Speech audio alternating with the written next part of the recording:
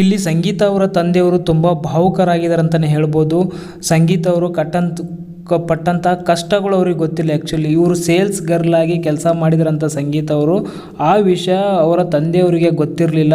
ಅವರು ಏರ್ಫೋರ್ಸ್ ಜಾಬಲ್ಲಿ ತುಂಬ ಬ್ಯುಸಿಯಾಗಿದ್ರಲ್ಲ, ಅದಕ್ಕಾಗಿ ಮಗಳನ್ನು ಜಾಸ್ತಿ ಅವರು ಕೇರ್ ಮಾಡೋಕ್ಕಾಗಿಲ್ಲ, ಅವಳ ಮಾತು ಕೇಳೋಕ್ಕಾಗಿಲ್ಲ. ಅವರಿಗೆ ಇವರು ಫಿಲ್ಮ್ ಇಂಡಸ್ಟ್ರಿಗೆ ಬರೋದೇ ಇಷ್ಟ ಇರಲಿಲ್ಲ ಅಂತೆ. ಆ್ಯಕ್ಚುಲಿ ಆ್ಯಕ್ಟಿಂಗ್ ಇಂಡಸ್ಟ್ರಿಗೆ ಬರೋದು ಅವ್ರದ್ದು ಬೇರೆ ಕನಸಾಗಿತ್ತಂತೆ. ಬಟ್ ಸಂಗೀತ ಜಗಳ ಆಡಿ ಇವರು ಕೂಡ 1 ವರ್ಷದವರೆಗೂ ಮಾತಾಡಿರಲಿಲ್ಲ ಅಂತೆ ಇವರ ತಂದೆ ಜೊತೆ ಸಂಗೀತ ಅವರು. ಅದನ್ನೇ ಆಲ್ರೆಡಿ ಹೇಳಿದ್ರಲ್ಲ ಸಂಗೀತ ಅವರು, ಅವಾಗವಾಗ ಜಗಳ ಆಗ್ತಿತ್ತು ಮನೆಯಲ್ಲಿ, ಮನೆ ಬಿಟ್ಟು ಬಂದು ನಾನು ಸ್ವಂತ ದುಡಿತಾ ಇದ್ದೆ ಹಂಗೆ ಹಿಂಗೆ ಅಂತ ಎಲ್ಲ ಸಂಗೀತರವರು ಸ್ಟ್ರಗಲಿಂಗ್ ಡೇಸ್ ಎಲ್ಲ ಹೇಳಿದರು.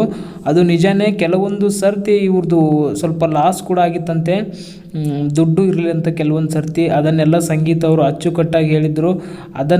ಅದನ್ನೇ ಇಲ್ಲಿ ರಿಪೀಟ್ ಮಾಡ್ತಿರೋದು ಅವರ ತಂದೆಯವರು. ತುಂಬ ಭಾವುಕರಾಗಿ ಮಾತಾಡ್ತಾ ಇದ್ದಾರೆ. ಹಾಗೆ ವಿನಯ್ ಅವರಿಗೆ ಕೂಡ ಹೇಳ್ತಾ ಇದ್ದಾರೆ, ನೀವು ಸೀರಿಯಲ್ ಮಾಡಿದ್ರಲ್ಲ, ಆ ಸೀರಿಯಲ್ ಚೆನ್ನಾಗಿ ಬಂದಿದೆಯಪ್ಪ, ಶಿವ ಪಾರ್ವತಿದ ಸೀರಿಯಲ್ ಬಂದಿತ್ತಲ್ಲ, ಆ ಸೀರಿಯಲಲ್ಲೂ ನೀವು ಚೆನ್ನಾಗಿ ಮಾಡಿದ್ರಿ, ಅದು ನೋಡಿದ್ದೆ ನಾನು. ನನಗೆ ಇಷ್ಟ ಇರಲಿಲ್ಲ ಆ್ಯಕ್ಚುಲಿ ಇಂಡಸ್ಟ್ರಿಗೆ ಬರೋದವರು.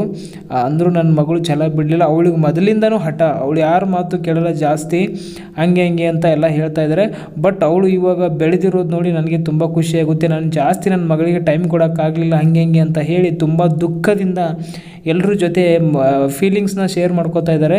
ಆ್ಯಕ್ಚುಲಿ ಅವರು ಸಂಗೀತಕ್ಕೆ ಜಾಸ್ತಿ ಮಾತಾಡಿಲ್ಲ ಅಂತಲೇ ಹೇಳ್ಬೋದು ಅವ್ರ ತಂದೆಯವರು.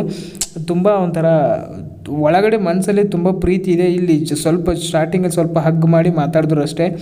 ಆಮೇಲೆ ಕಿಚನಲ್ಲಿ ಬಂದು ಇಲ್ಲಿ ಕಾರ್ತಿಕ್, ಸಂಗೀತ, ತನಿಷಾ, ಪ್ರತಾಪ್ ಜೊತೆ ನಿಂತ್ಕೊಂಡು ಮಾತಾಡ್ತಾ ಇದ್ದಾರೆ.